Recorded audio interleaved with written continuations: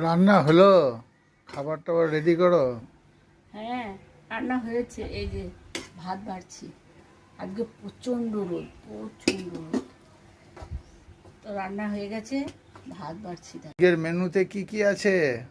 আজকে মেনুতে আছে, সবচেয়ে ভালো মেনু হচ্ছে ঝিঙে দিয়ে পোস্ত করেছি। ঝিঙে, হ্যাঁ, শুধু ঝিঙের পোস্ত। এই গরমে গরমে ভালোই। এই দেখো, শুধু ঝিঙে পোস্ত। একটু পেঁয়াজ ফোড়ন দিয়েছিলাম, আর শুধু পোস্ত দিয়ে ঝিঙেটাকে করেছি।